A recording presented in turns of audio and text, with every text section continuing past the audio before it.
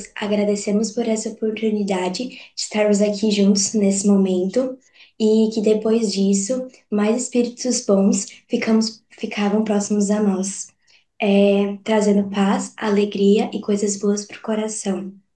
Que aprendemos aqui e que demos essa oportunidade a mais pessoas.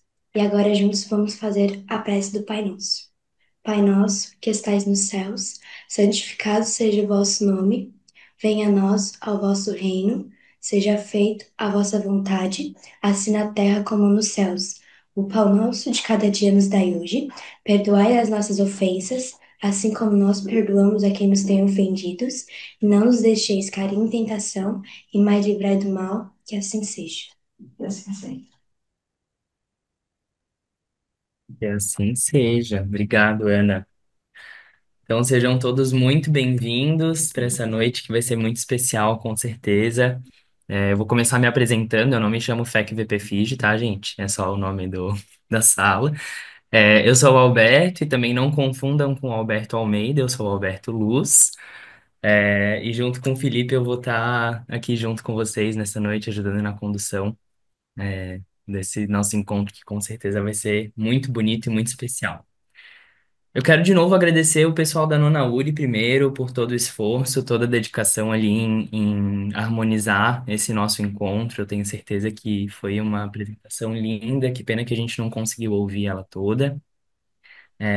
Obrigado de novo, né, Ana, pela prece também, e que todos se sintam muito bem-vindos, muito acolhidos e sintam-se sempre muito abraçados, com esse calor que é tão bom, né, esse calor dos encontros de jovens, que a gente consiga se sentir muito próximo nesse encontro e nesse momento tão especial. Felipe, quer se apresentar também? Com certeza, muito boa noite a todas as pessoas que puderam estar conosco prestigiando, e claro, é um prazer estar com vocês hoje, mediando esse momento. Eu me chamo Felipe, faço parte da quarta URI e repito tudo que já foi dito, as minhas boas-vindas e agradecimentos a todos. É um prazer estar com vocês e para reforçar esse agradecimento, queria convidar um representante especial da FEC para uma pequena fala. Luiz, você está por aí? Oi, Felipe, tô aqui sim. Eu não sei como é que tá a minha internet, se vocês estão me ouvindo bem. Eu estou num Perfeitamente local bem. em que a internet não é muito boa, estou usando aqui o 4G, 5G, mas ele também está um pouco instável hoje. Bem, gente, boa noite a todos. Em nome da nossa diretoria executiva, eu gostaria de dar boas-vindas a todos vocês. Sejam muito bem-vindos ao, se eu não estou enganado, né, Anete, é o nosso quinto encontro virtual da Juventude Espírito Santa Catarina, né? Nós começamos ele em 2020 por conta da pandemia e de lá para cá a gente tem mantido, né? Gostaria de agradecer a presença de todos os jovens evangelizadores, trabalhadores, as diretorias das casas que permitiram com que os jovens estivessem reunidos aí nas suas instituições, em especial o nosso convidado, Alberto Almeida, que aceitou carinhosamente estar aqui conosco nessa noite. Muito obrigado a todos vocês. Inicialmente, eu gostaria de dizer que sou muito feliz por estar participando dessa atividade aqui com vocês à noite de hoje, por ver tantos jovens catarinenses aí reunidos nas casas espíritas, em casa, juntos, e conversando sobre esse tema, né, tão importante, que é a questão da valorização da vida, principalmente nesses momentos graves, difíceis com que todos nós vivemos, né?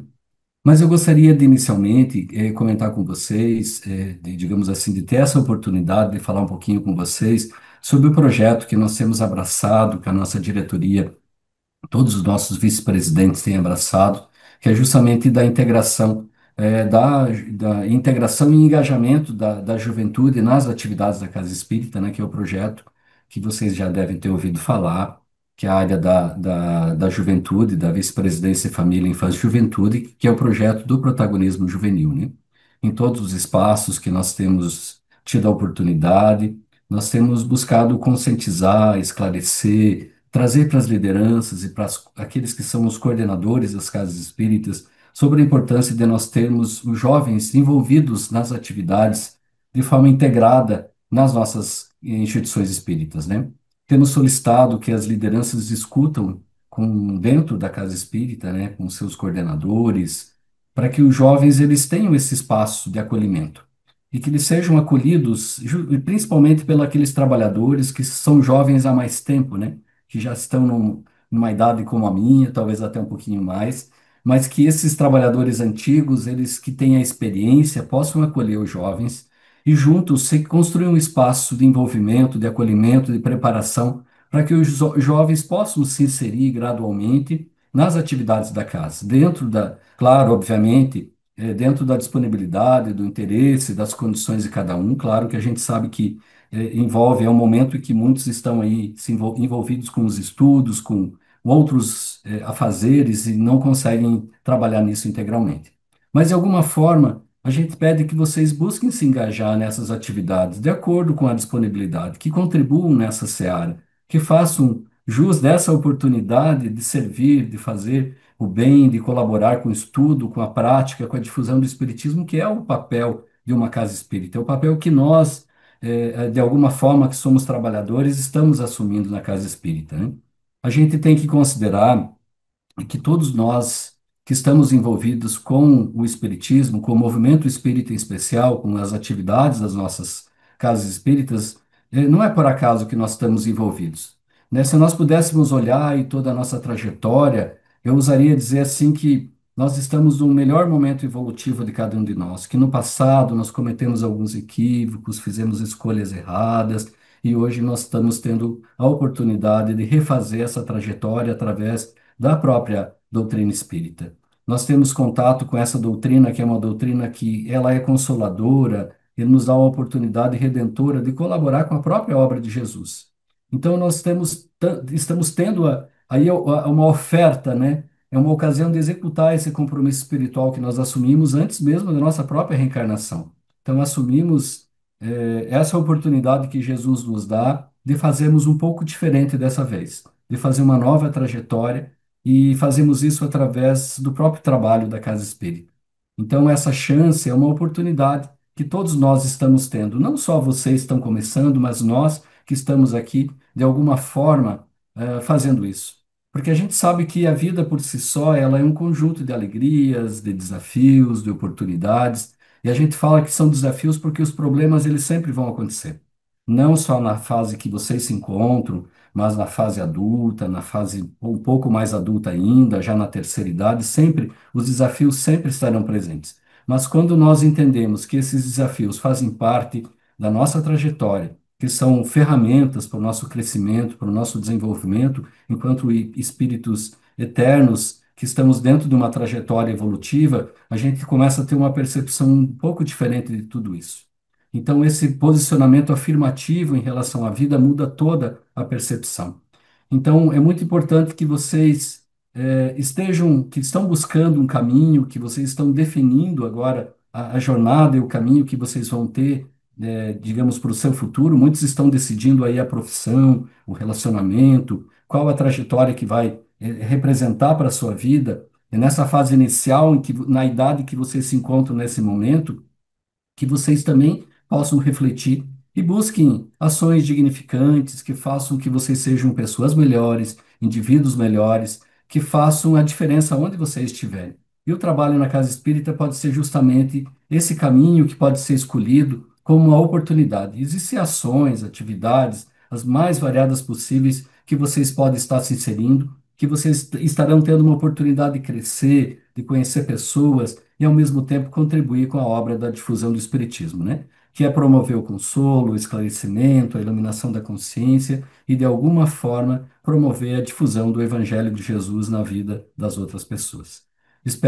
Desejo que cada um de vocês tenha uma ótima atividade da noite de hoje. Infelizmente, eu não vou poder participar. Depois eu vou assistir com certeza a fala do Alberto aí, com mais tempo, com mais calma. Eu estou numa outra atividade aqui da Sexta União Regional Espírita, mas eu consegui fugir aqui para conseguir falar com vocês aí um minutinho. Agradeço aí o convite, Anete, a oportunidade de poder me dirigir aos jovens e falar um pouquinho para vocês e dizer que nós estamos aí sempre à disposição da juventude para colaborar, para contribuir, para que essa área possa se desenvolver, crescer, que nós possamos ver cada vez mais jovens dentro das nossas casas espíritas. Que Jesus esteja no coração de cada um de vocês. Uma boa noite a todos. Luiz, muito obrigado pela tua fala e nós te agradecemos também por esse tempo que você conseguiu tirar para estar aqui com a gente, fazer a abertura desse evento que para nós é tão importante e pela fala assertiva da nova oportunidade na reencarnação, no momento de mudança, de aproveitar para viver essa experiência coletivamente, ombro a ombro, com as pessoas ao nosso redor. E é justamente sobre isso que a nossa dinâmica, a nossa atividade de hoje fala. Porque a vida é um presente. Para hoje, vamos ter a fala do Alberto Almeida, que vocês logo vão conhecer o nosso convidado. Depois disso, teremos um momento de dinâmica pelo Google Forms, que vocês vão receber um link também anônimo para enviar algumas perguntas para o Alberto e ter essas perguntas respondidas.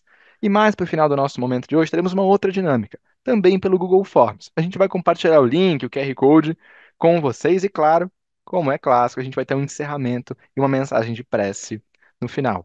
Mas sem mais delongas, Alberto, você nos apresenta o nosso convidado de hoje. Alberto, apresento Alberto, com certeza. Então, queridos, como o Felipe falou, a ideia é que a gente tenha essa fala inicial. Então, para apresentar o nosso convidado, né? Esse convidado tem um especial, Alberto Almeida, que é médico, psicoterapeuta, escritor. Ele é expositor espírita, tem uma bagagem gigantesca, tanto no Brasil quanto no exterior. Hoje ele vai trazer um pouquinho, então, sobre esse tema, né? Do porquê que a vida é um presente. Eu vou já aproveitar e compartilhar aqui bem rapidinho o link com com o QR Code aqui para as perguntas, caso alguém já queira escanear, caso alguém já tenha alguma pergunta para fazer pro Alberto, depois a gente vai ter esse momento também de responder todas elas. Eu vou mandar aqui no chat também o link desse formulário, e aí depois a gente retoma no segundo momento ali também, tá bom? 2 segundinhos para o pessoal escanear, e aí, Alberto, a fala é tua. Seja muito bem-vindo. Queridos, queridos amigos, aqui o Antônio, o Sérgio, Luiz Antônio, o Felipe, o meu xará, a Nete, essa equipe de trabalhadores, eu quero abraçar vocês virtualmente e virtuosamente para levar a minha energia de ternura aqui do açaí e que chegue de uma forma bem agradável a todos aqueles que são os jovens hoje integrados nessa atividade.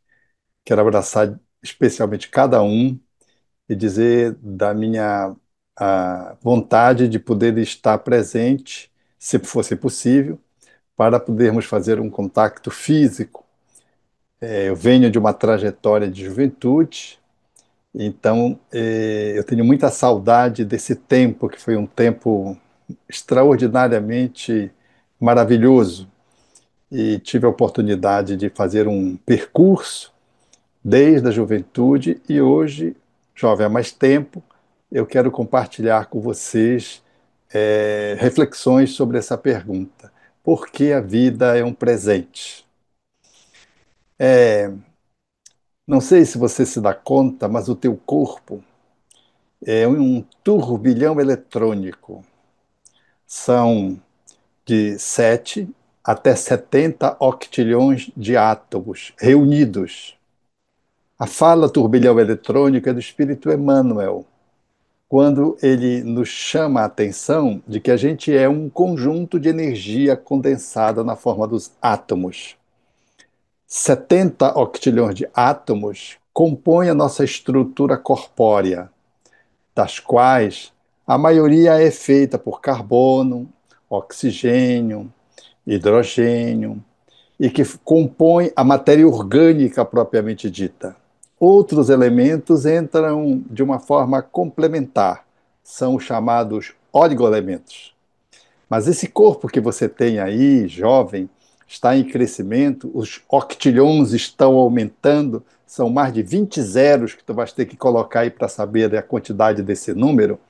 Eu quero dizer que ele começou quando você ainda não estava conectado ao teu corpo e a uma célula inicial chamada zigoto ou ovo.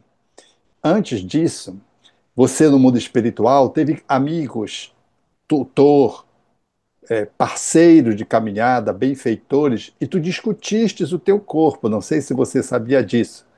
Você planejou o teu corpo.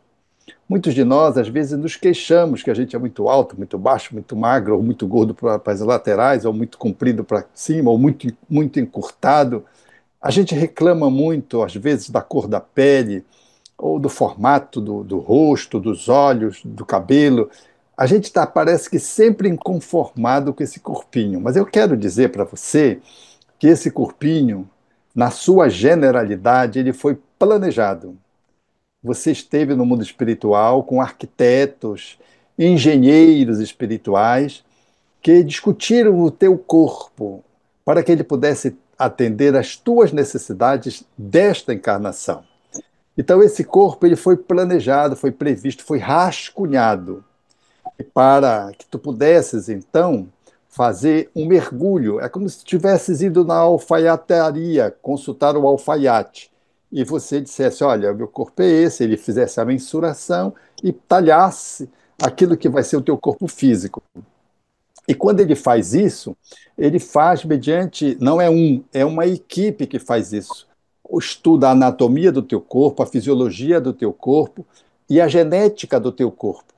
Então, quando você mergulha para a tua reencarnação, ela se inicializa quando o espermatozoide, lá na trompa de Falópio, entra no óvulo.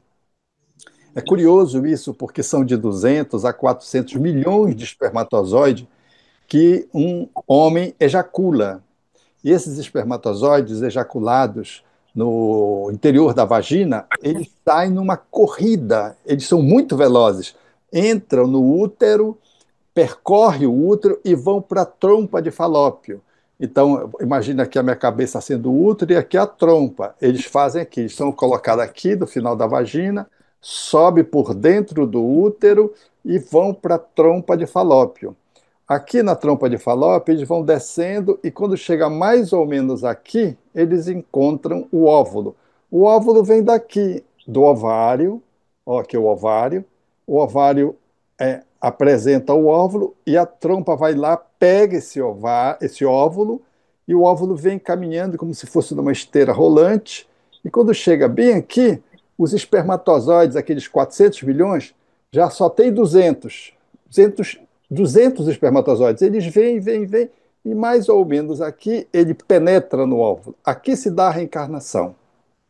Mas já está programada antes de tu vires. Aí, essa esteira rolante vai levando você, que é um epitélio ciliar, vai batendo esse ovo ou zigoto que já iniciou aqui a sua multiplicação. 1, 2, 4, 8, 16, 32, 64. Ele vai se multiplicando em progressão geométrica. Ele vai, e cai dentro do útero mais ou menos depois de 7 dias. E ali no útero ele vai fazer compor o teu corpo a partir do enfronhado que ele faz nesse tapete felpudo que é o útero, um tapete felpudo. Esse óvulo cai lá e vai fincar as suas raízes naquilo que é a placenta. E ali tu vai estar conectado à placenta e vai te multiplicando. Quando chega a quinta até a oitava semana, quinta, 6, 7, 8, esses 4 meses são os meses mais importantes de uma gravidez. Olha, bem no início, as 4 primeiras semanas. Ali você vai estruturar o rascunho que você planejou lá, pela lei da genética.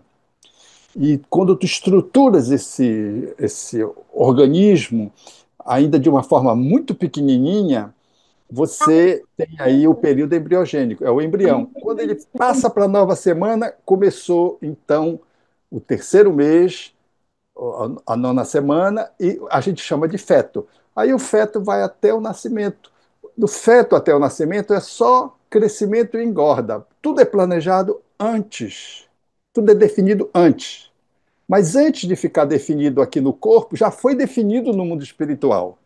É por isso que aqui a gente vem, às vezes, sem um braço, às vezes vem sem um rim, às vezes a gente vem com um rim a mais, conforme o planejamento, nós vamos ter alterações genéticas e alterações congênitas. As alterações congênitas são aquelas que estão dentro do útero. Aí nasce a criança depois de mais ou menos 9 meses e veio ao mundo para as mãos dos pais. como um ser muito vulnerável. É muito difícil não gostar de uma criança. É muito difícil não se enternecer por uma criança. Até os animais, é difícil um animal atacar uma criança. E ali tem o teu corpinho, lá com os oticrilhões de átomos, 2, 3, 4, 5 trilhões de átomos, vai começar a crescer agora como um bebê que está fora do útero. Aí é uma outra gestação no colo da mãe, porque a gestação dentro do útero é um período fundamental para a formação psíquica, depois, fora do útero, a mãe dando amamentação, passando para o pai. Mas lá dentro, como tu eras um espírito que já planejastes, você, dentro do útero, já ouve diálogo que a mãe faz com o pai. Se a mãe pensar algumas coisas, você pode captar o pensamento da mãe. Se a mãe sentir medo ou raiva, a criança sente lá o espírito ali no período embriogênico ou no período fetal, ele sente os sentimentos da mãe, as emoções da mãe. Ou seja, dentro do útero, a gente já está formando o nosso eu humano, que a gente chama de ego. Quando a gente já nasce com uma história de 9 meses. O nascimento não marca a nossa encarnação no mundo, nosso direito a viver. Quando a gente nasce, a gente já tem 9 meses. A gente deveria comemorar, na verdade, o nosso nascimento, não o dia que a gente nasceu, mas os 9 meses antes. Ou considere a data que você nasceu, mais 9 meses. E é esses 9 meses que é um tempo extraordinário para tu montares a tua estrutura psicológica.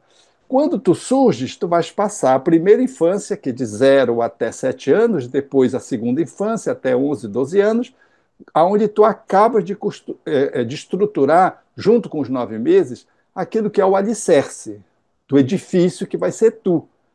É nesse período o período mais importante para formatar o nosso caráter, os nossos hábitos, para incutir nossos princípios, é a convivência educativa com os pais.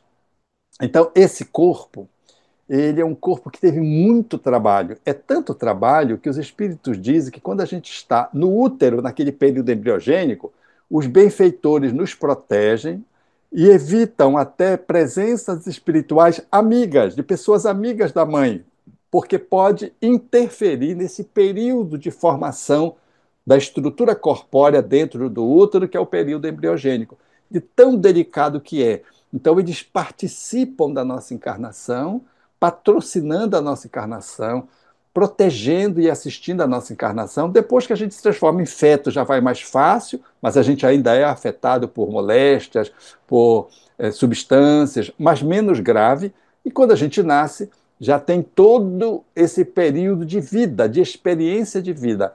Primeira infância, de 0 a 7 anos, a gente é criancinha, é muito vulnerável, e os pais fazem aquilo que os benfeitores fizeram quando a gente estava dentro do útero.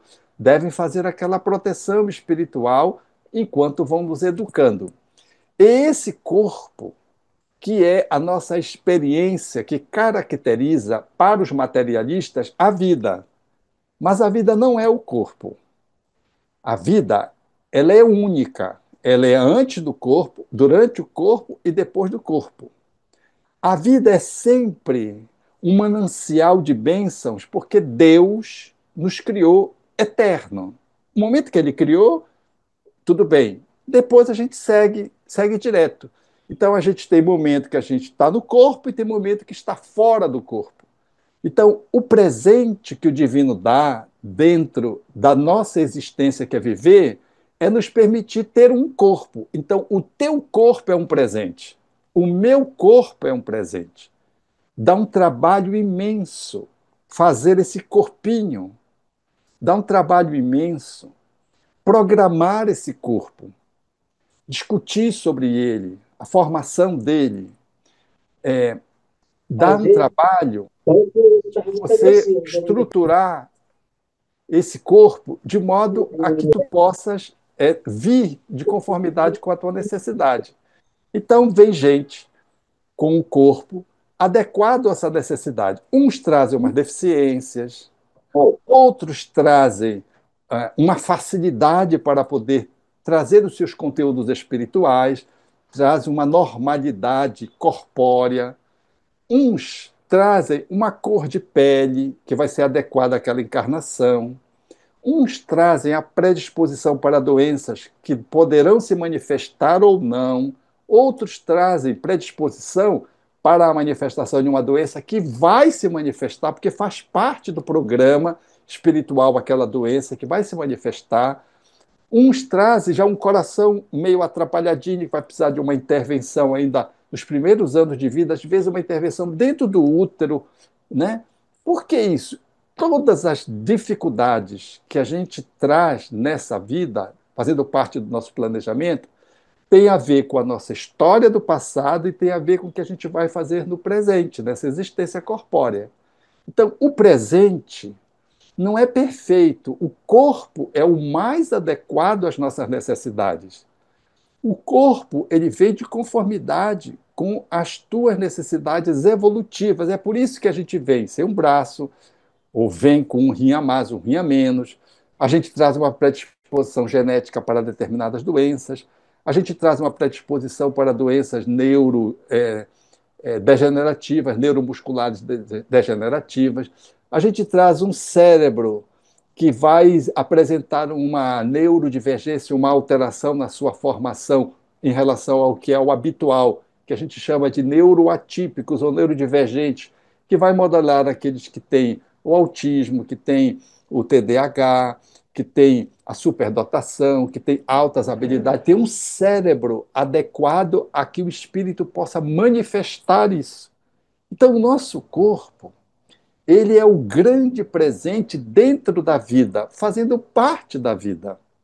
Então, quando a gente lesa uma criança dentro do útero, promovendo o aborto, a gente está desconsiderando o direito daquele espírito renascer, mesmo que ainda bem pequenininho quando ele esteja, ele tem consciência de que ele está vindo. Ele planejou antes, está em curso a sua existência, mas ali ele encontra uma cureta, e essa cureta vai afetá-lo a vida inteira, às vezes tirando o corpo, ou às vezes ameaçando tirar o corpo. Eu vou contar uma historinha. Eu sei que depois vocês vão perguntar e a gente vai poder aprofundar. Uma vez eu atendi uma pessoa que era muito triste, muito depressiva. Ela achava que era porque ela tinha perdido a mãe fazia um ano. E ela chegou comigo e disse isso, que ela estava depressiva, que ela veio tratar isso e veio tratar a dificuldade que ela tinha de relacionamentos afetivos, que ela não sabia que nada dava certo para ela. Isso é uma outra coisa que a gente planeja no mundo espiritual. O planejamento é um plano, não é uma determinação. É um esboço daquilo que vai acontecer. A gente planeja os pontos importantes. Os espíritos disseram a Kardec que a gente planeja o gênero das provas, mas o que vai acontecer no detalhamento e entre essas ocorrências que a gente vai já determinar no mundo espiritual, fica por nossa conta, pelo nosso livre-arbítrio no aqui e no agora. Então, tudo é um esboço, é um programa, é um planejamento, não é uma determinação. Logo, vamos entender isso para poder entender outras coisas, inclusive a afetiva. Porque tem pessoas que nascem com dificuldade para estabelecer relações afetivas. Às vezes, é alguma coisa que como está trancado, como está bloqueado. E outras que têm uma facilidade imensa de encontrar o seu grande amor. Então, essa moça, nós começamos a trabalhar com ela e nós descobrimos, fazendo uma imersão no inconsciente profundo dela, que descobrimos que a causa da tristeza dela não era exatamente a perda da mãe, que fazia parte como uma dor, mas não era isso. A causa da tristeza dela era o espírito que estava conectado com ela e que estava conectado, relacionado a outras vidas. Esse espírito, ele se manifestou quando eu estava atendendo ela. Ela sentiu uma dor no abdômen desde criancinha. A mãe levava aos médicos e ninguém descobria aquela dor, a causa daquela dor. E quando ela começou a fazer essa terapia comigo, e ela começou a mergulhar no inconsciente profundo, ela começou a sentir essa dor. Então ela estava no shopping com a irmã, e a minha secretária telefonou para confirmar o agendamento da sessão dela, e a dor apareceu. Ela disse para a irmã: "Ó, olha, toda vez que a secretária do doutor Alberto me liga, essa dor vem. O que é que tu acha? Aí a irmã dela disse, será que não é encosto? Pergunta para ele se não é encosto. Ela achando que eu era médium. Eu não sou médium, eu sou médico. Ela chegou com essa fala. E foi curioso que nesse dia o encosto se manifestou. E vocês vão ver como é que foi a questão do encosto. Quando eu estava fazendo a regressão dela, para saber daquela dor que ela trazia, ela foi para o útero da mãe. E ela morava no Rio de Janeiro, e o médico, ela tinha uma família numerosa, tinha um esposo que era meio atrapalhado, meio farrista, e ela não queria ter aquele filho e decidiu abortar. E foi com uma irmã lá no Rio de Janeiro, numa clínica, tinha um aborteiro lá, um médico aborteiro, fez o aborto. Ela voltou para casa e se arrependeu e ficou muito triste. E depois dessa tristeza, ela começou a perceber que os sinais da gravidez não interrompiam-se, continuou como se ela estivesse grávida. E ela foi fazendo uma percepção do corpo, o corpo continuou evoluindo como se ela estivesse grávida. E ela disse: alguma coisa está errada. Aí ela voltou, foi ao encontro do médico. O médico disse assim: ó, eu sei o que eu fiz. Eu quero dizer que eu rasgo o meu diploma se você estiver grávida, porque eu fiz curetagem, eu meti a cureta e tirei o embrião. E aí ele deveria rasgar o diploma dele. Não é por causa de que ele errou ao afirmar isso, é porque ele fez aborto. Mas tudo bem. Quando ele foi examiná-la, ela estava grávida. Ela estava grávida. Eram dois espíritos que estavam renascendo, eram gêmeos. Ela viveu regressivamente a experiência e ela se encolhia toda no divã quando ele estava fazendo o aborto. Então ele tirou a criança e ela ficou. Tirou uma e ela ficou lá. E continuou. E o médico, então, ficou perplexo, porque ele tinha tirado a criança, mas ele não sabia que tinha outra. Então, quando acabou a sessão, e depois teve outras sessões, nós descobrimos que aquele que ele tirou era a causa da encrenca da dor dela. E sabe qual era a causa da dor dela? É que ela, numa outra existência, era namorada de uma pessoa com a qual tinha uma grande correspondência afetiva. Mas as famílias é que casavam as pessoas, não eram as pessoas que escolhiam com quem iam casar. As famílias, então, levaram-na para casar com uma outra pessoa. E ela nunca esqueceu o amor que ela tinha. E ela casou e ficou triste. O cidadão com quem ela casou sabia que ela gostava de uma outra pessoa. E fez tudo para que ela deixasse de não gostar, de desgostar daquele grande amor, mas nada, nada. Aí sabe o que ele fez? Matou o outro cidadão. E desapareceu o outro cidadão. E todas as vezes que ela tinha essa tristeza, que era crônica, ela fazia e ele fazia menção àquele ex que tinha desaparecido. Então, ele fazia menção, ele gostava tanto de ti que desapareceu. Na verdade, ele tinha assassinado.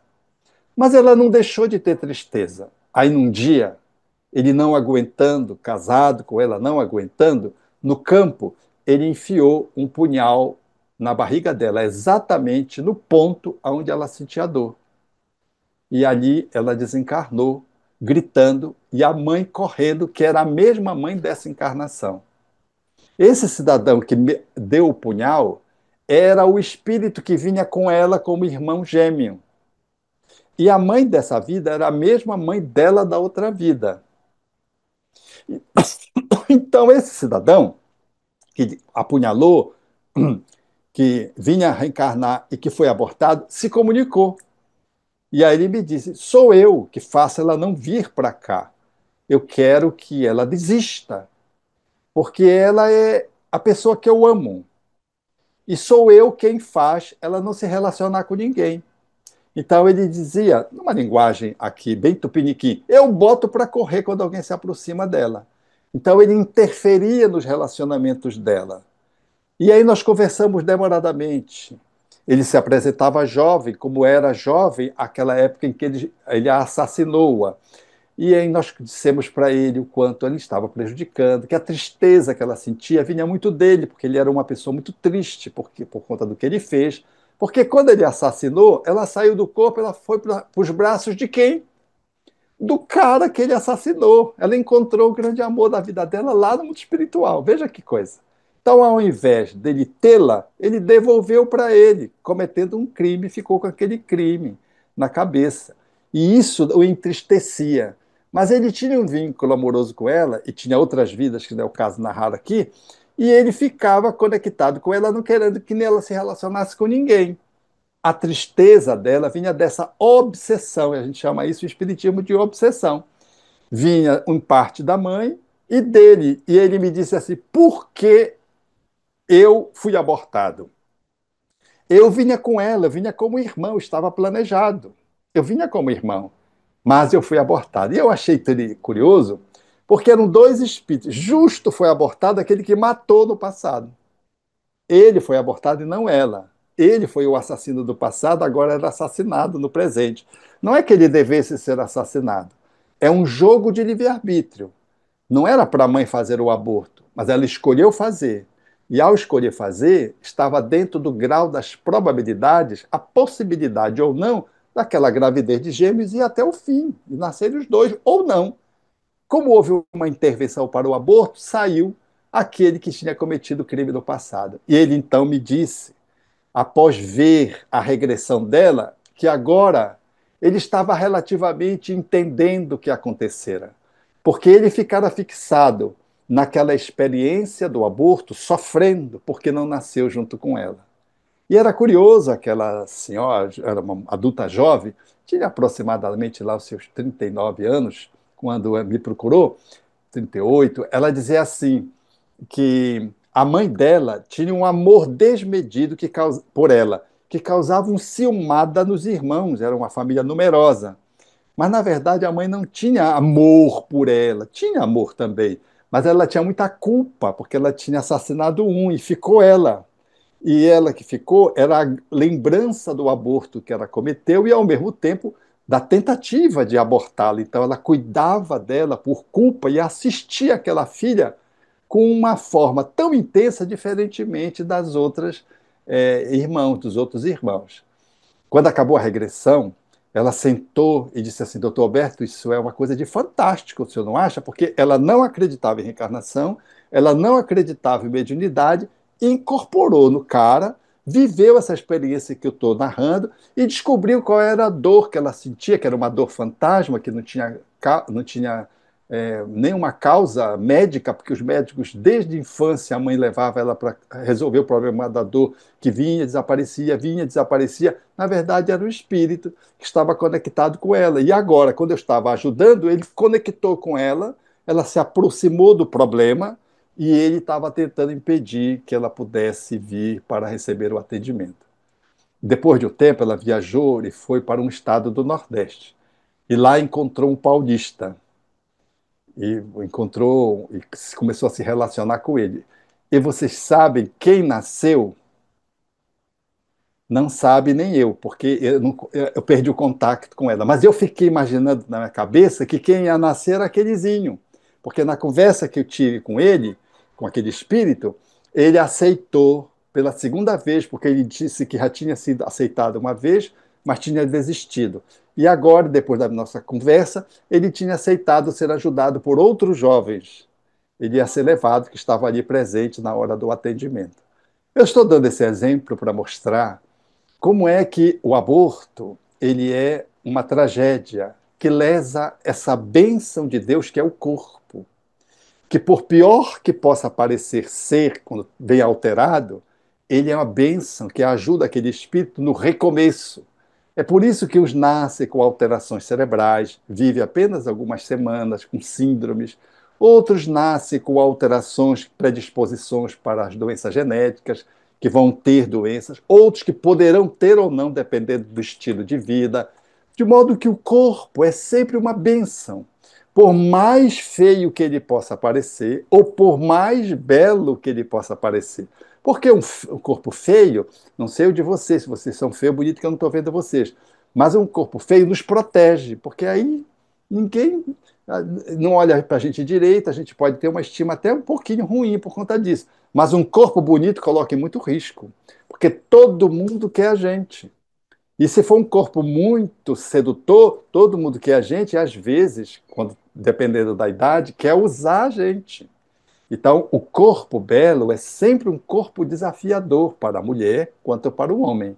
Então, Deus sabe o que faz. Quando uma pessoa foi um Dom Juan numa outra vida, ou seja, um sedutor, explorou e lesou muitos corações, ele nasce feio, bem feinhozinho, com a perna torta, encarquilhado, e às vezes com uma deficiência, com uma. Para quê? Para que ele não perca a encarnação de novo. Então, aquele corpo está adequado, a gente fica olhando. Mas como é que uma pessoa pode nascer assim tão horrorosa, que às vezes até tem que dar uma ajustada com uma medicina estética, uma plástica, para diminuir a fealdade? Mas por que a pessoa nasce como proteção, para não cair, porque às vezes é um espírito que já caiu mais de uma vez por conta da beleza. Então, a gente nasce no lugar certo. Vocês acham que eu nasci em Belém do Pará por quê? Nasci em Belém do Pará para tomar açaí, comer maniçoba, pata do tucupi, a fim de poder efetivamente aproveitar essa encarnação. Numa família numerosa, agora pobre. Na próxima encarnação eu quero nascer um pouquinho melhor, nascer bem pobrezinho.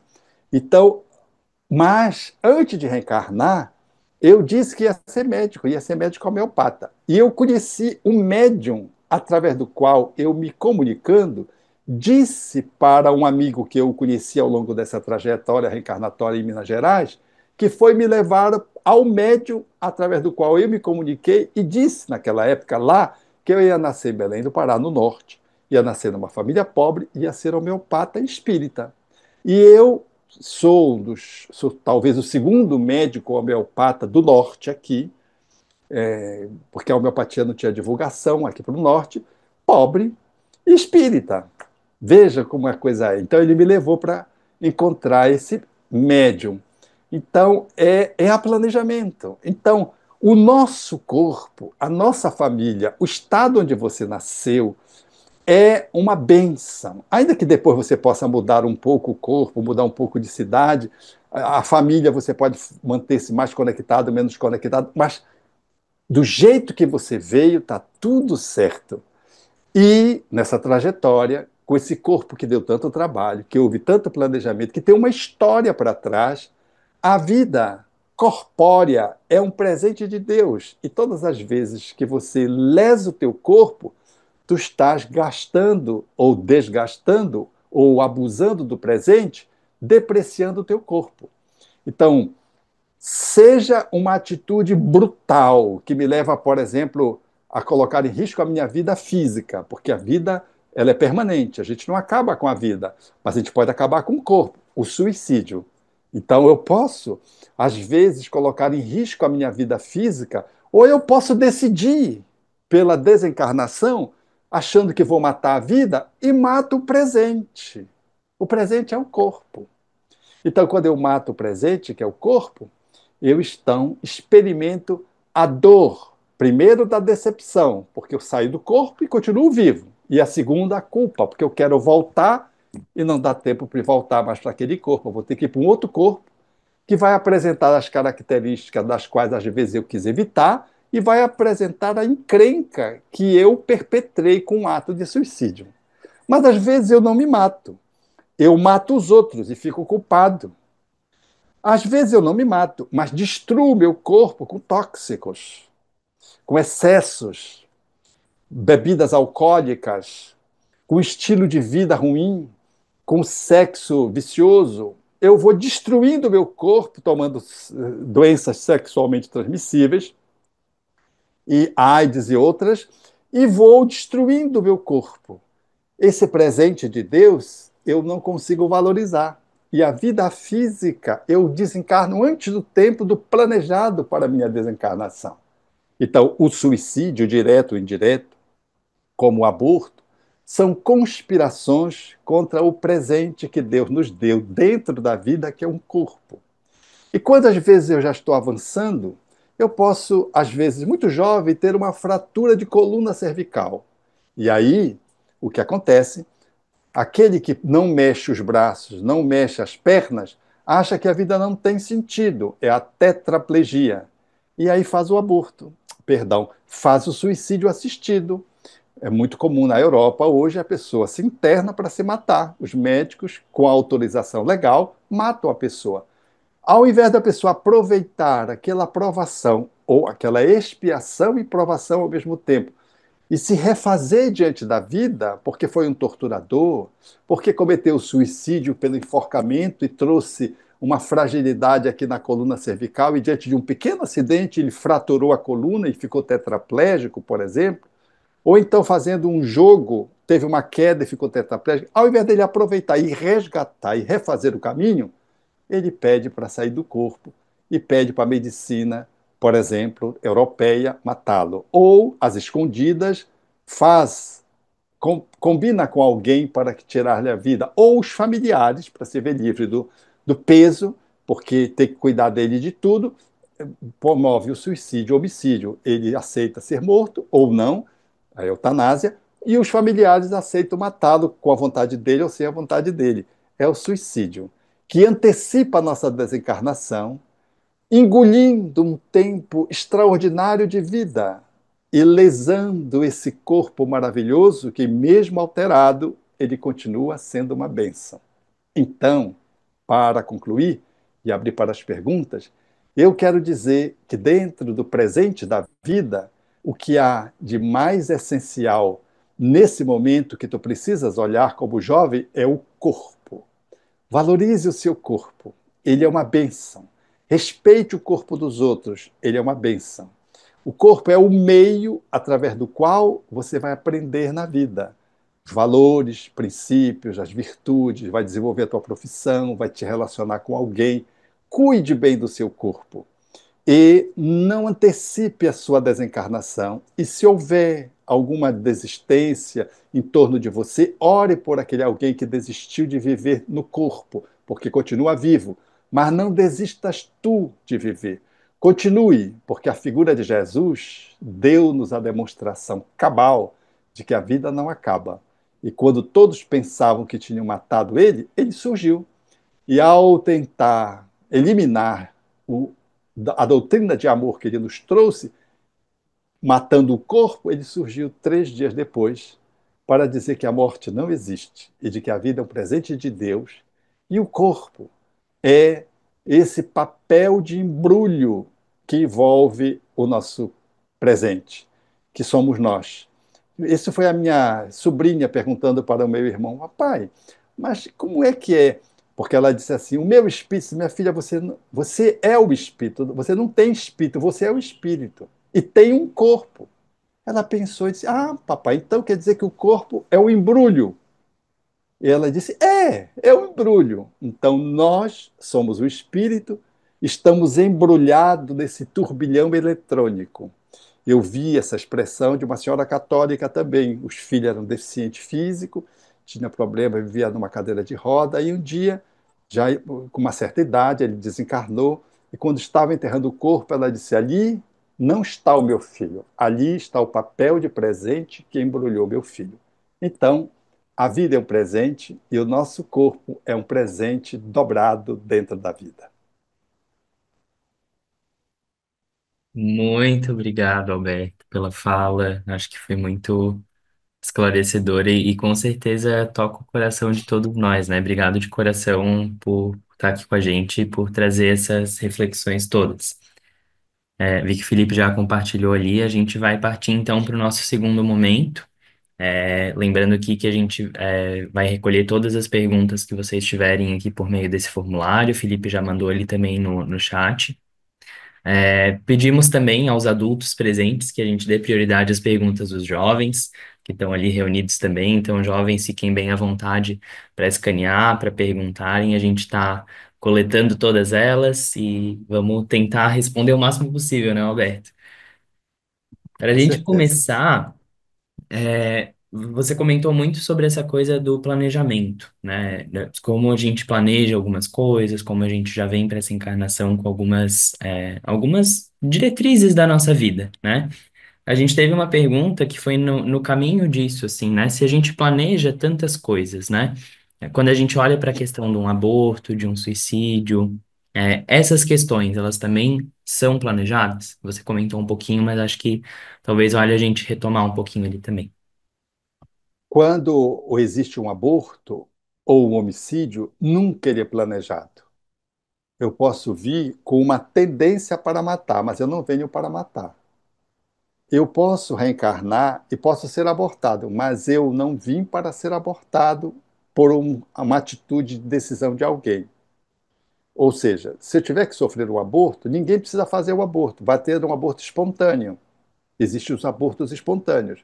O aborto provocado, cometido por alguém, ele não é planejado, mas ele está dentro das possibilidades. André Luiz narra no livro Ação e Reação uma situação dessa ordem, aonde surge aquela pessoa e diz lá das tentativas.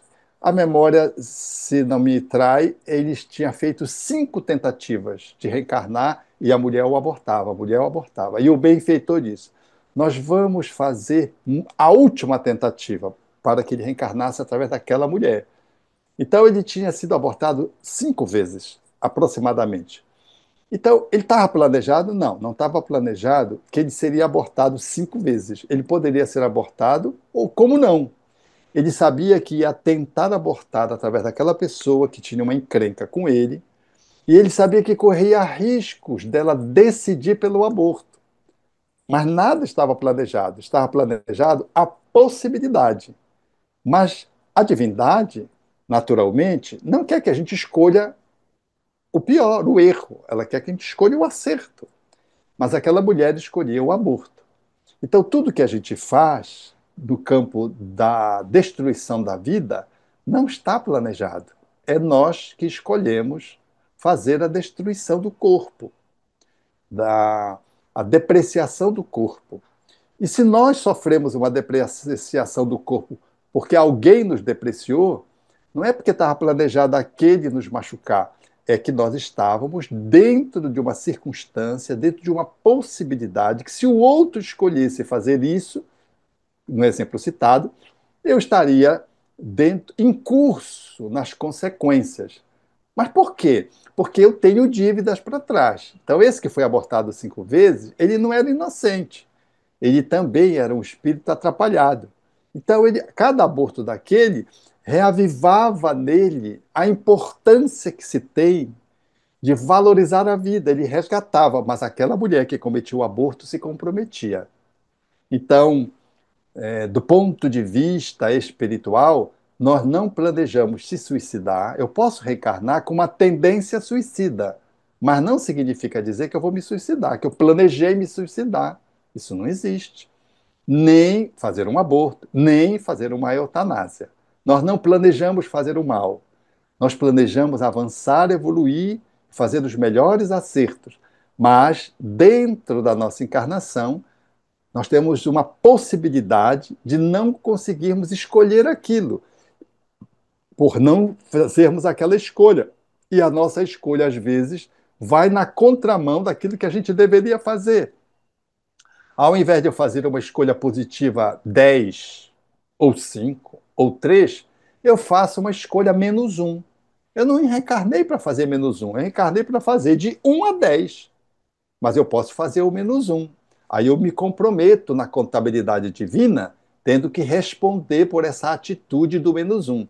Se eu fiz 2 positivo, eu aproveitei 2. É que nem a parábola dos talentos. Eu multipliquei 2. Mas se eu fiz 8, que bom. Se eu fiz 10, excelente. É raro. Eu fiz o máximo que podia dentro daquilo que estava planejado. Às vezes a gente vai tão bem que a gente ultrapassa o planejado. A gente faz 15. Chico Xavier conta-se que veio para psicografar 50 livros. E aí psicografou 400, mais que 400. Então é assim. Nós reencarnamos com planejamento, com a possibilidade de poder fazer uma tarefa. A gente pode fazer mais ou pode fazer menos, mas também a gente pode fazer negativamente por escolha.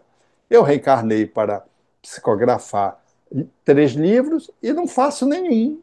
Ainda escrevo um livro para o mal, para impulsionar as pessoas ao suicídio, à devassidão, à droga, propositadamente. Então, eu fiz um aproveitamento negativo da reencarnação, que vai me servir de experiência, mas de experiência muito dolorosa. Ninguém planeja fazer o mal.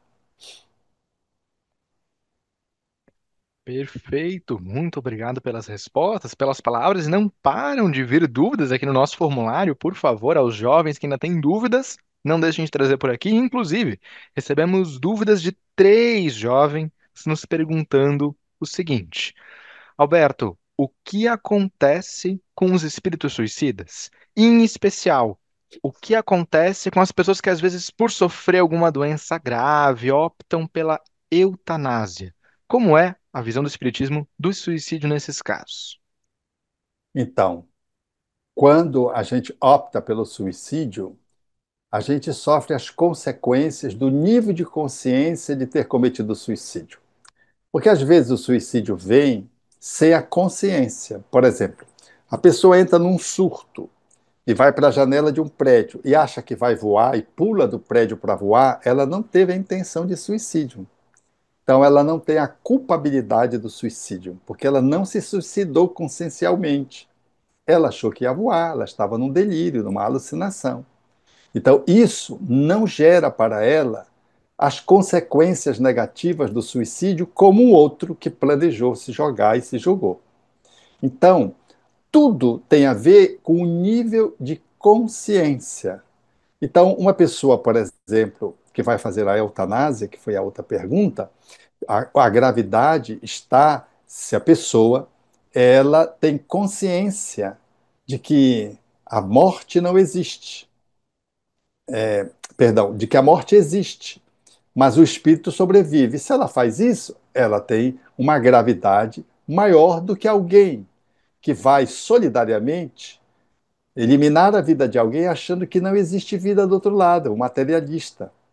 Então, esse tem consequências negativas? Tem, mas é menor do que aquele que sabe que tem a vida do outro lado e mata. E mata para ficar com a herança, mata para ficar com a mulher do outro, com o esposo do outro, mata por um motivo fútil, ou menos fútil, ou mais fútil, de qualquer modo, serão agravantes para a consciência. Então, tudo que nós fazemos tem um nível de consciência que faz, por exemplo, alguém vai e faz um quadro, é, toma uma substância para dormir e tem um quadro de alucinação por conta da substância e morre. A pessoa não se. Porque pulou do prédio achando num quadro de alucinação. Não tem a consequência. Ou então tomou a substância recomendada pelo médico e teve uma morte por choque anafilático, alergia grave. A pessoa que tomou o comprimido e se matou não é suicídio, porque ela estava sendo medicada. A intenção dela não era tirar a vida, nem o médico é homicida porque passou o remédio. Porque acontece, às vezes, de uma forma absolutamente inesperada, você vai tomar uma medicação e o organismo não recebe. E é uma medicação usual que todo mundo usa. Então, é alguma coisa que se faz de uma forma inesperada, porque está, às vezes, dentro de um planejamento. A desencarnação súbita. E envolve aquela pessoa numa circunstância dessa ordem, tomando uma medicação, e envolve alguém que passou a medicação para ela. Mas não tem comprometimento de suicídio nem de homicídio. Então, o processo é consciencial. Perfeito, Alberto. Muito obrigado. A gente teve também 4 perguntas que vieram mais ou menos no mesmo sentido, e a gente vai agrupando elas também, que vão perguntar como que a gente ajuda, então, as pessoas que a gente percebe que tenham alguma ideação nesse sentido, que tenham alguma dificuldade, alguma questão que a gente consiga identificar, de que forma que eu, com o conhecimento do espiritismo que eu tenho, consigo ajudar essa pessoa.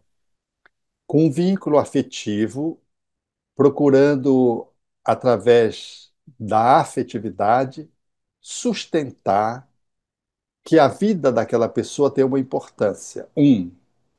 Dando-lhe o telefone do CVV é uma outra alternativa. Dando-lhe o livro que esclareça da vida sobre a vida. Conversar com ela sobre a vida espiritual e trazer relatos de pessoas que viveram isso, oferecer do YouTube, que tem muitos relatos, mostrando que a pessoa sai do corpo nos fenômenos de quase morte, mostrando que o corpo não é a vida. A vida, ela transcende o corpo, ela antecede o corpo, é imanente do corpo e transcendente do corpo pós-morte. Então, podemos também criar uma rede de apoio, se está ao nosso alcance, com os familiares dela, fazendo com que os familiares possam estar atentos para aquela pessoa que é um ex-suicida, porque normalmente a pessoa que deseja cometer o suicídio é um ex-suicida. Tudo que a gente faz vai criando automatismos. Então, se a gente comete o suicídio, a gente vem com uma tendência suicida e a gente tem que segurar essa tendência para enfraquecer. Então, a gente suscita que os familiares possam apoiar essa pessoa que tem riscos de suicídio, porque ela tem ideações suicidas. Então, essas são formas. A oração é um extraordinário recurso orar por essas pessoas, mas ensiná-las a orar, conectá-las com uma religião que faça sentido para elas. Pode ser o espiritismo, pode ser uma outra religião. Oferecer para ela a possibilidade dela encontrar um caminho de religiosidade, porque a religiosidade, segundo as estatísticas, ela imuniza, prevê, faz prevenção contra o suicídio. Então, são alternativas variadas que nós podemos usar. Perfeito, muito obrigado por essas valiosas orientações. Temos uma dúvida que eu vou juntar numa pergunta só, mas são duas perguntas da Brigitte e do Lucas aqui no chat. Gostaria de entender um pouquinho melhor o planejamento de uma pessoa que às vezes vem com uma doença muito grave, tetraplégico, por exemplo, e também se, quando a gente vem com essas condições, colocar alguma prótese que às vezes apoia a lidar com essas condições, faz alterações no nosso perispírito. Tudo que a gente puder usar na medicina, que é a expressão da misericórdia divina, estética ou não, é bom. Então a gente reencarna trazendo as marcas que fazem parte do nosso planejamento. Mas a gente não precisa ficar acomodado a elas. Podemos fazer, minimizar essas marcas sem que isso comprometa o aproveitamento da nossa encarnação. Então eu tinha um garoto, por exemplo, da nossa instituição, que ele era apelidado de ET, porque ele nasceu com uma síndrome e ele era de fato muito feio. Dava até medo nele, nas pessoas, nos colegas. Então os colegas faziam bullying. Ele não tinha dentes, tinha uma orelha difícil, tinha uma fisionomia estranha, tinha pouco cabelo. Era uma figura muito. Era uma síndrome. Então ele tentou suicídio, porque os colegas fizeram muito bullying. Quando ele chegou na nossa instituição, descoberta a síndrome, nós valemos-nos das cirurgias estéticas para colocar os dentes, para ajustar as orelhas. Demos uma guaribada no garoto. Hoje ele é um adulto, casou, tem seus filhos, leva uma vida normal. Tem pouco cabelo, mas aquela fisionomia aversiva que ele experimentou ao longo da infância cumpriu, por assim dizer, a sua missão de resgate. A medicina vem ao encontro da pessoa para minimizar as consequências. Então, colocar uma prótese, usar um recurso medicamentoso, fazer uma cirurgia para ajustar uma fealdade, tudo isso é válido e é bênção para poder você ficar com uma autoestima melhor. O que é não desejável é que você use a medicina de forma narcísica, porque quem tem uma baixa autoestima acha que tudo está errado e nunca vai estar bom. Multiplica as intervenções estéticas e nunca está bom. Os cirurgiões plásticos já sabem, eles não gostam desse tipo de pessoa. Por quê? Porque toda cirurgia não fica bom, porque a pessoa, o problema está dentro, não está fora. Então, buscar ajudas. Uma pessoa que nasce, por exemplo, paraplégica, por que não oferecer uma cadeira? A cadeira fala como se mover. E se a cadeira puder ser elétrica, onde a pessoa possa não precisar que ninguém a empurre, ótimo. Então, tudo vem ao encontro das nossas necessidades.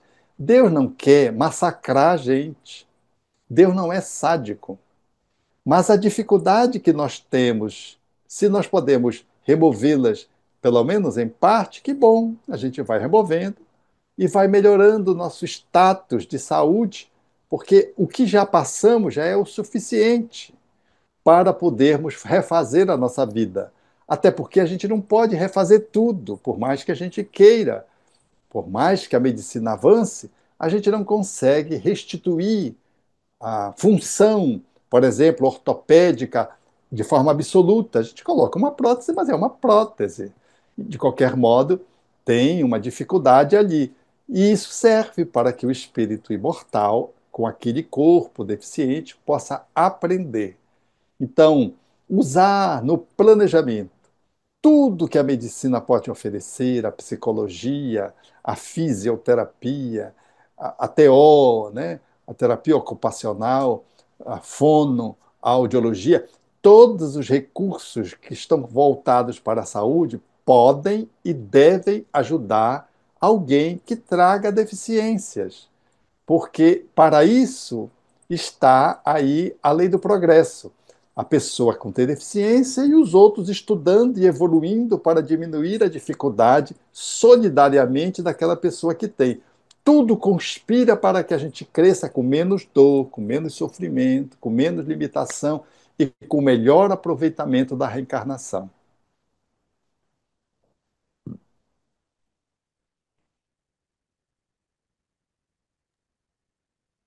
Super obrigado. Temos mais perguntas por aí, Alberto?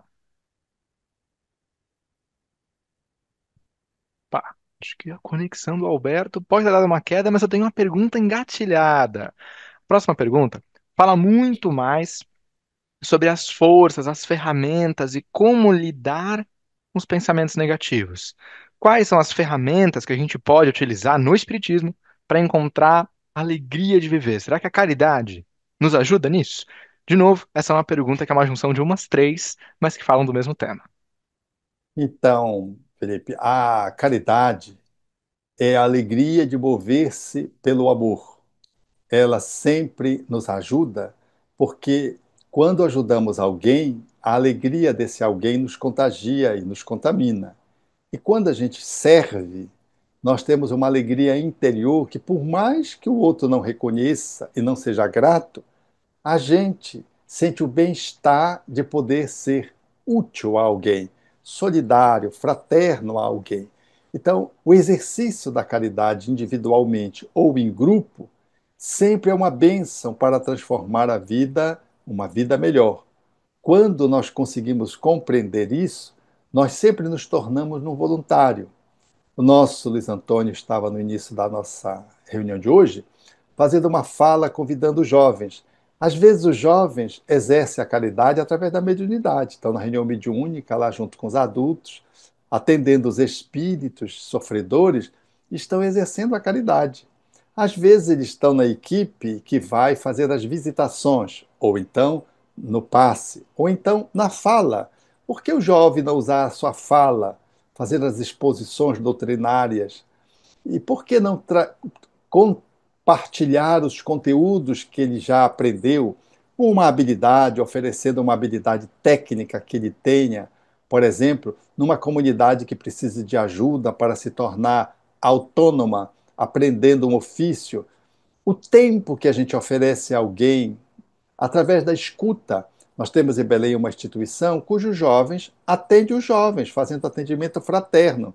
Então, jovens que já têm o conhecimento doutrinário, jovens que já estão bem centrados, eles estão prontos para atender outros jovens, que às vezes têm dificuldade de ser atendidos por um adulto.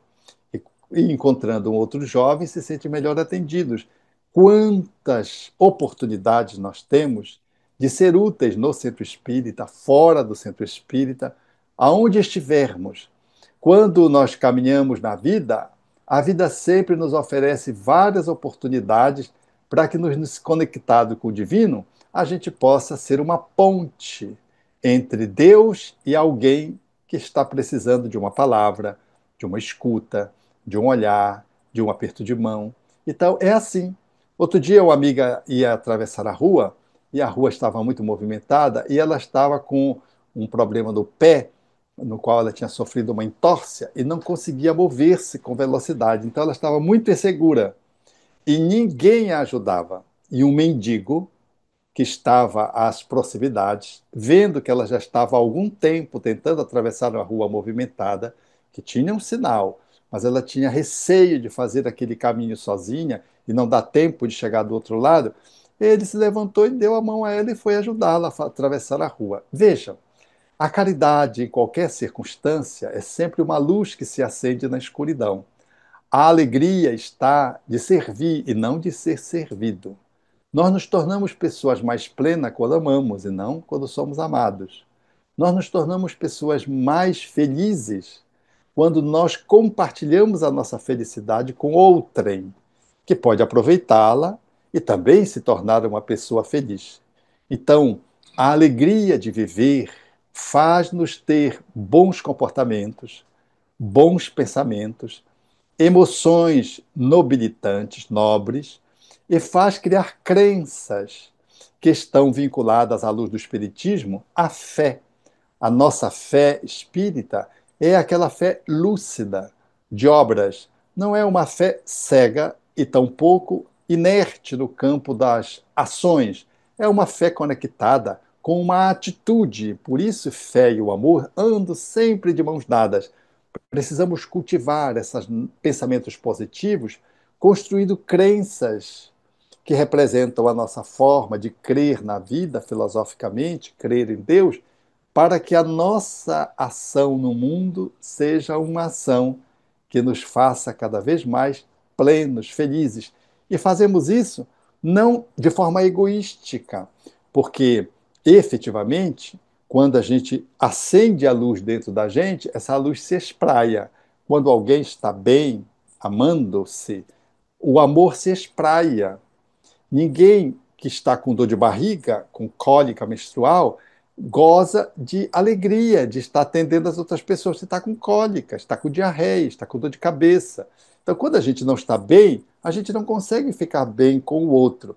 Do ponto de vista da filosofia de vida, se alguém filosoficamente está bem consigo, fica bem com todo mundo, com os animais, com os vegetais, com os seres humanos, com os espíritos.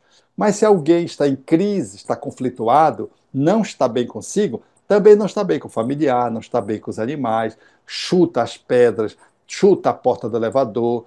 É alguém que está de mal consigo mesmo e por isso ele expressa o seu desamor, a sua tristeza, a sua raiva em tudo e em todos que se lhe aproximam. Por isso, o exercício da caridade como expressão do amor é a expressão mais excelente para que possamos ter alegria de viver. Humberto, muito obrigado pelas tuas palavras sobre a expansão dessa alegria para as pessoas ao nosso redor. Estamos chegando ao fim com as nossas perguntas, mas temos mais uma que foram de alguns jovens e que se conectam muito com esse tema. Alberto, como proceder quando nós temos o conhecimento, a experiência, muitas vezes crescemos em casas espíritas, mas por alguma razão, para nós, ainda é muito difícil colocar esse conhecimento em prática, admirar a vida, ter a alegria de viver. E muitas vezes, por ter esse conhecimento, há a vergonha de pedir ajuda, de ir ao outro, de pedir o apoio, com medo de ouvir somente as mesmas palavras e talvez não um acolhimento. Como esse jovem que está se sentindo conhecedor, mas não vivenciador do Cristo, pode proceder? Pergunta difícil, mas tenho certeza que está em boas mãos. A autenticidade é para consigo mesmo. Quem chega no Espiritismo não está pronto. E nem quem está no Espiritismo já está acabado. Todos nós estamos fazendo um percurso. Todos nós temos sombras. Aqueles que chegam e que estão começando no Espiritismo estão mais surpreendidos com muitas coisas que vão aprendendo e notam que tem um gap entre o que está aprendendo e a forma de ser e de fazer. Normal. Nós estamos, portanto, dando conta aos poucos de nós mesmos. E mesmo quem já está há muito tempo, também tem as suas dificuldades, as suas sombras. Não há nenhuma pessoa que esteja pronta, iluminada. Não existe. Nós somos um planeta que estamos ainda em umas condições espirituais mais próximo da partida do que da chegada. Estamos no planeta de provas e expiações em transição, ainda tem o planeta de regeneração, o ditoso, para chegar no feliz. Então, tenhamos paciência conosco mesmo e não tenhamos pressa gerada pelo perfeccionismo de ser perfeito. Querer ser perfeito é um engano, é uma ilusão.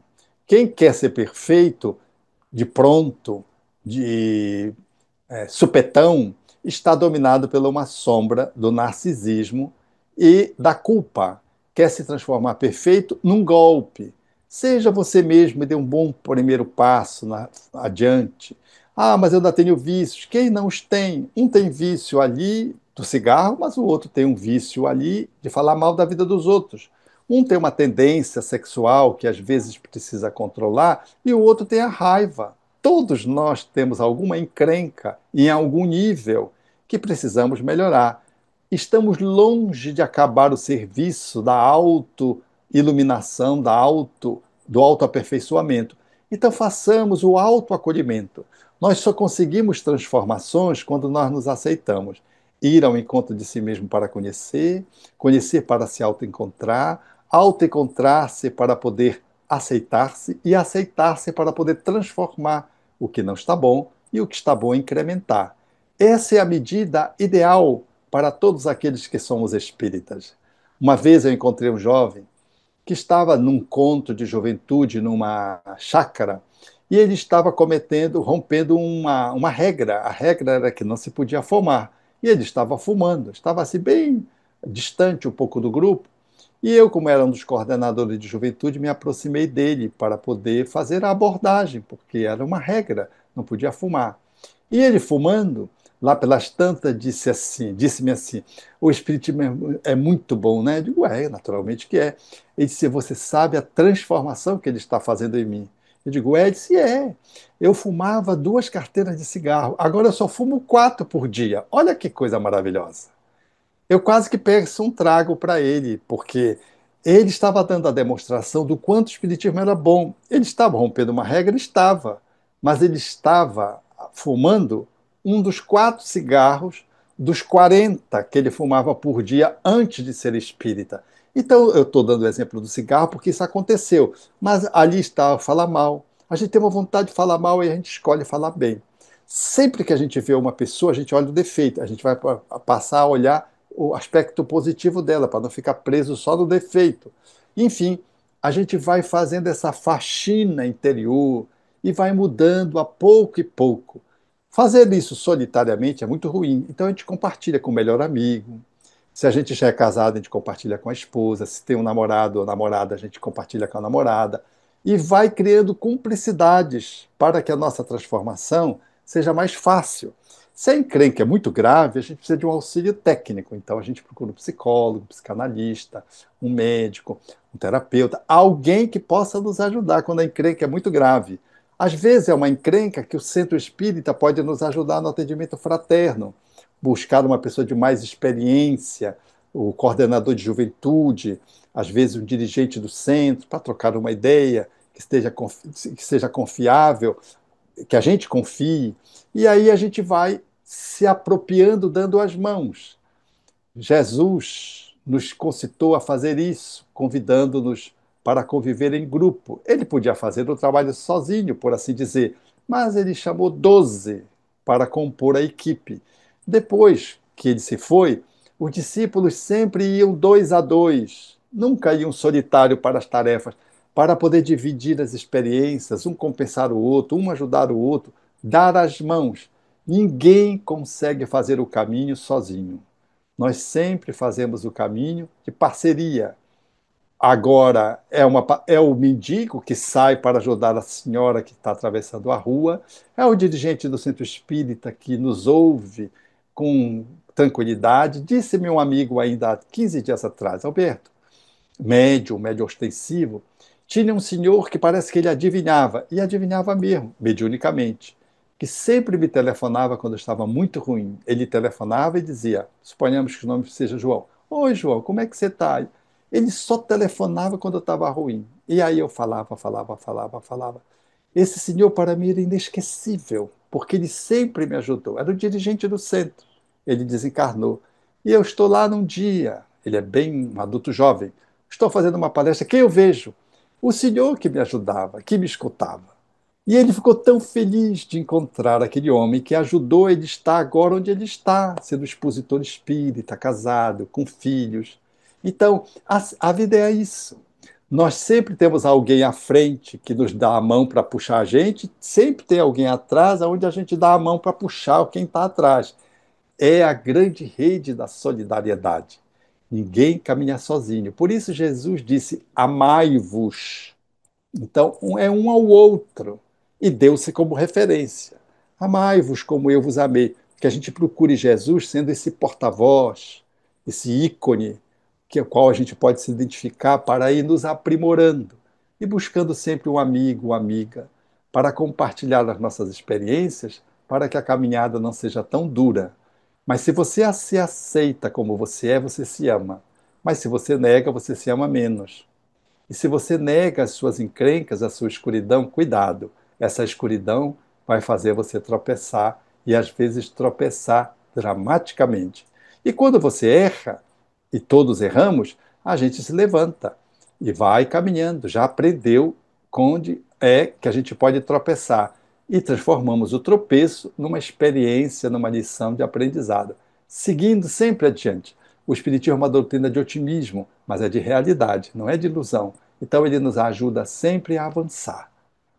Aqueles que são os jovens de hoje serão o adulto de amanhã. E a melhor forma de ser um bom adulto é viver uma juventude gostosa, cheia de experiências positivas, alegre, viver a alegria, mas também acolher a tristeza. Experimentar a coragem, mas quando vier o medo, acolher, nós temos medo também. Experimentar a nossa capacidade de fazer o bem positivamente, mas às vezes vem uma agressividade que extrapola, ela faz parte, a gente acolhe e vai domando esse tigre que tem dentro da gente que ameaça engolir os outros ou engolir-nos, porque às vezes a gente joga a raiva para a gente e implode ao invés de explodir. Enfim, nós somos espíritos que não podemos negar o nível de evolução em que nós nos encontramos.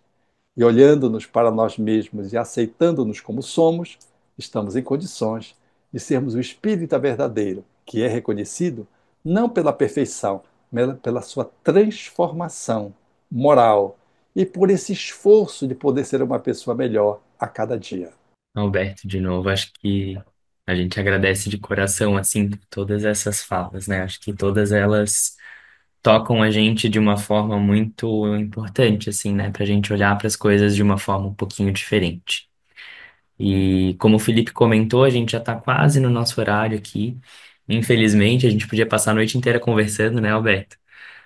As perguntas não faltam, a gente tentou agrupar elas aqui, espero que todos tenham se sentido contemplados de alguma forma. Mas para a gente se encaminhar para o nosso encerramento, a gente queria propor para que cada um também olhasse para si, e aí com isso eu quero pedir ajuda aí do Felipe, se ele puder colocar na tela para a gente. A gente tem um outro formulário para vocês, que é um formulário de uma dinâmica para que vocês olhem para vocês mesmos, né? Aqui eu falo diretamente para os nossos jovens que nos escutam aqui. Retomando o nosso tema, né? Tá aqui atrás de mim. Por que a vida é um presente, né? Por que para você essa vida é um presente? O que que você enxerga na sua vida hoje que te faz olhar para ela como sendo esse presente? A proposta é que vocês olhem para vocês também, e aí não tem pressão de responder isso agora, vocês podem pensar também depois, mas abram um formulário, já olhem, já pensem. Qual que é, o que que vocês acham que para você, olhando para tudo que você está vivendo hoje, é esse ponto de luz, né? Essa, esse presente que você olha que Deus te deu. E aí, enquanto vocês vão preenchendo, para dar tempo de vocês pensarem também, eu vou retomar a pergunta para você, Alberto. Só para a gente fechar, então, com mais uma fala de encerramento para você, para a gente fazer as reflexões finais. Por que que essa vida é um presente? Eu costumo dizer que o maior presente que Deus me deu nessa vida foi o Espiritismo, porque foi Ele que fez valorizar o meu corpo, foi Ele que fez compreender o valor da minha mãe, que foi uma pessoa extraordinária na minha vida. Foi ele que fez entender o meu pai com muitas deficiências e depois poder descobri-lo como um homem extraordinário com todas as limitações que ele teve. É ele que faz compreender a minha esposa e a importância dela no meu cotidiano. É ele que me faz compreender os conflitos, os meus conflitos, que sempre os tive, e compreender os conflitos dos outros. Foi ele que me fez fazer um percurso profissional de modo a que eu pudesse me manter sempre digno. Foi ele que me manteve na linha, com os meus escorregões naturais, com os erros dos ensaios de aprendizado, mas sempre me mantendo de uma forma reta, procurando sempre me manter íntegro e avançando. Então, o Espiritismo, para mim, é esse algo mais que Deus me deu. Ele é ao mesmo tempo uma bússola, é uma luz que acende o meu caminho, uma bússola que aponta o caminho para onde eu vou, um mapa mostrando o percurso que eu estou fazendo, porque ele me apresentou Jesus. Jesus, eu quero dizer aos jovens na minha fala final, é, sem sombra de dúvida, nos dias atuais, essa porta que se abre para que a gente possa ter acesso à felicidade. A felicidade, como o Espiritismo nos oferece, vivendo a alegria de cada momento. E mesmo quando choramos, estamos tristes, ou quando nos equivocamos, olhamos com ternura para nós mesmos, porque é assim que Jesus fez com todos aqueles que passaram no seu caminho. Estamos para aprender, e Jesus é o nosso único mestre, o mestre incomparável que Allan Kardec nos trouxe para que pudéssemos não perder de vista o roteiro, a rota. Ele é essa estrela que aponta no horizonte para onde temos que caminhar. Então eu quero desejar aos amigos que tiveram a paciência de me ouvir até agora, dizer a eles: nunca se afaste do cristianismo. Às vezes você vai ver cristãos que podem dar exemplo de mau exemplo. Você pode se decepcionar com alguém e vai se decepcionar porque faz parte da vida. Mas Jesus jamais vai lhe decepcionar. Nunca abandone Jesus porque alguém, em nome dele, pisou na bola. É normal. Ou porque você mesmo pisou na bola e se decepcionou consigo mesmo em face do ensinamento cristão. Mas se alguém pisar na bola na tua trajetória usando o nome de Jesus, Jesus não tem culpa. Mantenha-se fiel a Jesus e faça o seu caminho. Vá nas pegadas de Jesus. Nunca abandone o cristianismo e faça da sua vida uma vida digna de ser vivida. Viktor Frankl, esse notável psiquiatra e neurologista austríaco, que teve a oportunidade de ficar preso no campo de concentração, quando ele saiu, ele perdeu a pessoa mais importante da vida dele, que fez ele sobreviver, que era a esposa. Perdeu o pai, perdeu praticamente a família. E quando o repórter perguntou para ele o que ele ia fazer da vida dele, ele disse: eu vou fazer da minha vida uma vida digna de ser vivida. E se transformou num ícone da humanidade no âmbito terapêutico, demonstrando que mesmo uma pessoa saindo de um campo de concentração e tendo perdido as pessoas que ele mais amava, ele não deixou de amar a vida e deixou-nos um legado de que a vida ela precisa ser bem vivida. E Jesus é esse, portanto, ícone maior, esse portal superior que vai nos ajudar nos momentos difíceis e nas celebrações a afirmar de que nós somos filhos de Deus e de que Jesus é o nosso irmão mais velho, que nos dá a possibilidade de nos conectarmos com Deus através do amor que vamos exercitando primeiro conosco mesmo e que se espraia para o outro, no amor ao próximo. Amando-se, eu amo o outro na mesma proporção que eu me amo. E amando o outro, eu encontro a divindade. Me encontro com aquilo que Jesus nos propôs como meta. A meta é o amai-vos. E se nós amamos-nos uns aos outros, nós estamos conectados com a divindade.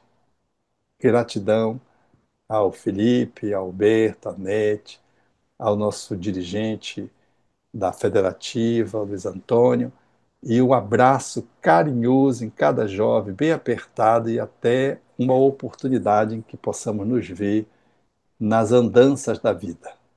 Roberto, nós que te agradecemos. Está chovendo de agradecimentos aqui no nosso chat. As reações estão pedindo, inclusive, suas redes sociais. Você pode compartilhar com a gente o seu Instagram? Então, Alberto underline Almeida, deixa eu ver mesmo que eu sou meio atrapalhado nisso, mas eu vou dizer porque essa é uma rede tupiniquim muito boa, ela é muito boa porque eu vou postando aí um bocado de coisa legal aí do espiritismo, e eu vou ver aqui, opa, tá aqui, é, Alberto underline Almeida underline Belém. Alberto underline Almeida, perdão, Alberto underline Almeida underline Belém. É o Instagram. Eu quero que vocês. A gente se encontra no Instagram. Com certeza. Gratidão. Para finalizar o nosso momento de hoje, Alberto, te convido também para fazer os agradecimentos. Alberto Luz, nesse caso, mas queria deixar na tela os nossos ensinamentos de hoje, aquilo que para nós, jovens e participantes, significa a vida ser um presente. A gratidão, a vida, a oportunidade de melhorar, de aprender, a alegria. Tenho certeza que essa é a mensagem que volta agora para nós, no nosso coração. Obrigado, Alberto. Obrigado, Felipe. Foi muito bom estar com vocês aqui hoje. Obrigado a todos que participaram também. Com certeza foram momentos muito bonitos. Eu tenho duas coisas importantes para falar antes da gente encerrar. Primeiro, eu queria só registrar também a presença da nossa querida Magna, a nossa vice-presidente, vice-presidente de Família, Infância e Juventude aqui da FEC, que estava aqui conosco desde o começo. Magna, obrigado pela participação, pela presença. É sempre bom estar junto contigo também. Falamos de alegria hoje, queremos ver os jovens alegres, por favor. Queridos, mais uma vez, muito obrigado pela presença de todos. Foi muito bonito ver todos esses corações juntos. É sempre uma alegria muito grande a gente poder reunir esses jovens todos que se conectam de várias regiões do nosso estado. Então, só gratidão por todos que estiveram aqui. Que a gente consiga sempre lembrar dessa mensagem do Alberto, né? E ser como os girassóis também que estão aqui atrás da nossa tela, sempre buscando essa luz, sempre buscando essa iluminação de cada um de nós. Então a gente quer convidar também a Ana Clara para fazer a nossa prece de encerramento, então, e a gente finalizar o encontro de hoje, tá bom? Agradecendo de novo pela participação de todos vocês, por estarem juntos com a gente aqui. Acho que foi algo bem especial e bem incrível a gente conseguir reunir esses corações todos. Tá Então, bom? vamos fechar nossos olhos, elevar nosso pensamento a Deus e vamos agradecer pela oportunidade da vida, pela oportunidade de ter tantos aprendizados, pela família que Deus nos deu, pelos amigos que conhecemos. E vamos agradecer também pelo dia de hoje, por tantos aprendizados, por tudo que ouvimos. Possamos levar isso conosco. E vamos pedir pelos espíritos sofredores, as pessoas que sofrem em silêncio, que elas consigam achar ajuda. E que todos possam voltar em paz para seus lares, que assim seja. Que assim seja.